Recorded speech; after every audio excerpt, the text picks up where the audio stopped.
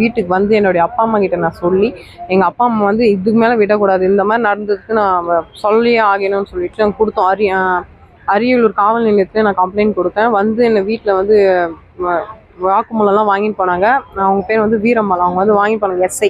அவங்க இன்னொரு லேடி வந்து வாங்கிட்டு போனாங்க. வீடியோ எடுத்தாங்க, ஃபோட்டோ பிடிச்சாங்க. பேக் சைடு ஃப்ரண்ட் எல்லாம் ஃபோட்டோ பிடிச்சி வீடியோ எடுத்து போனாங்க.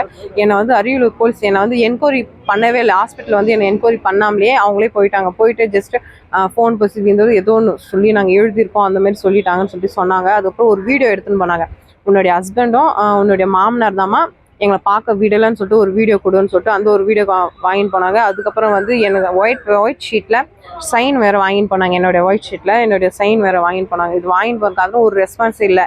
என்ன நடக்குது ஏது நடக்குது தெரியாது, எதுவுமே ஃபில் பண்ணல. பிளாங்கா எதுக்காக வாங்குறீங்கன்னு கேட்டதுனால என்ன சொன்னாங்க, இல்லைம்மா அப்பப்போ ஒன்று வந்து பார்க்க முடியாது, அதனால தான் நாங்கள் வந்து அங்கே வந்து எது இருந்தாலும் மாற்றி எதுனா கூட எழுதிப்போம், அதுக்கு சைன் வேணும்னு சொல்லிட்டு எங்கிட்ட சொல்லி அந்த மாதிரி வாங்கிட்டு போனாங்க. அவங்க எஃப்ஐஆர் போடலை, ஒரு ஆக்ஷனும் பண்ணலை, ஆக்ஷன் எடுக்கலை. அது எடுக்காத காரணம் நான் கலெக்டர் மூலமாக நான் வந்து பார்க்கணும். என்னால் உடம்பு சுத்தமாக நான் ஒரு நடப்பணமாக இருக்கேன்.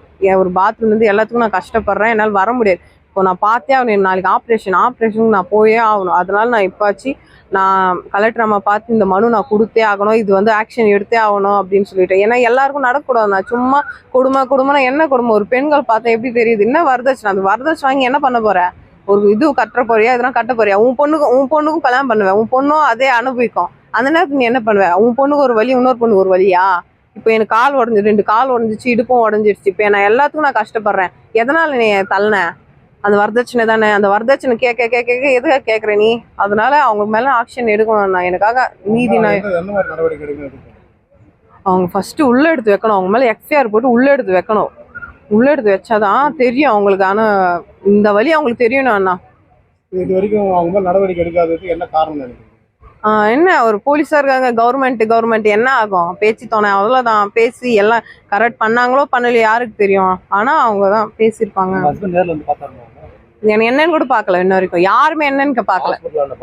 ஹாஸ்பிட்டலுக்கு 1 மாசம்னா அதுல ஒரு 10 நாள் 20 நாள் இருந்தேன். நானே 10 நாள்ல வந்து காலையில ஒரு 11 மணிக்கு வரும். அதுவும் டாக்டர் வர ஸ்டேஜ் வருவார், என்ன முறைச்சுனே இருப்பார், எதுவும் வாய் தரக்கூடாதுன்னு முறைச்சிட்டு அந்த டாக்டர் போற ஸ்டேஜ்ல அவர் போயிடுவார்.